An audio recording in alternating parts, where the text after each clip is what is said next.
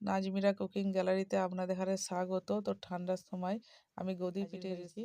প্রথমে আমি কড়া বসিয়ে দিয়েছি, তারপরে আমি চিনি দিয়েছি আন্দাজ মতো। তো চিনিটা একটু লালচে হতে তখন আমি পানি দিয়েছি।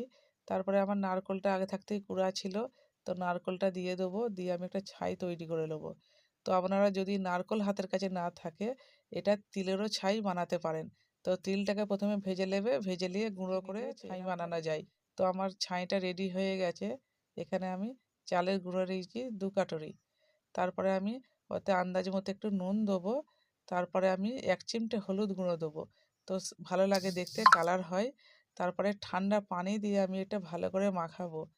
উষ্ণ গরম পানি দিয়ে একটু মাখাবার পরে উষ্ণ গরম পানি দিয়ে আমি একটা ডো তৈরি করে নেবো। তো ডোটা আমার রেডি হয়ে গেছে। তো দেখতেই পাচ্ছেন পিয়ালেলে আমি একটু দেখাচ্ছি ডোটা এইরকম। তারপরে আমি একটু তেল বিরাজ করে নেবো কড়াটার মধ্যে। তো আমি এই বাটি মেপে 1 বাটি দেবো, একটু ছোটো মতো গোল করে পিঠেটা আমি বানাবার চেষ্টা করব।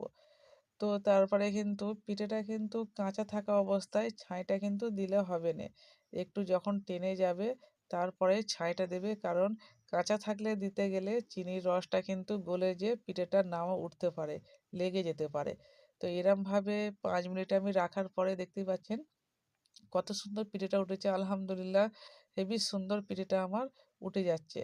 তো এরমভাবে কিন্তু পিঠেগুলো সবকটাই আমি করে নেবো। তো পিঠেটা হয়ে যাওয়ার পরে কিন্তু লাস্টে সাদা তেল দিয়ে ভালো করে 2 পিঠে আমি ভেজে তুলবো।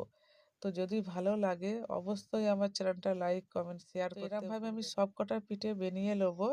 দেখতেই পাচ্ছেন পিঠে আমার সবকটাই বানানো হয়ে গেছে। তো একবার আমি একটা পিঠে আপনাদের এখানে ভেঙে দেখাবো কত সুন্দর নরম তুলতুলে হয়েছে। এটা একদিন রেখে খেলেও কিন্তু পিঠেটা শক্ত হবে না। তো যদি ভালো লাগে অবশ্যই চ্যানেলটাকে সাবস্ক্রাইব করবেন। তো একটা পিঠে আমি কেটে দেখাচ্ছি। আবার দেখা হবে আগামীকাল। পরবর্তী ভিডিও দেখার জন্য অনুরোধ রইল।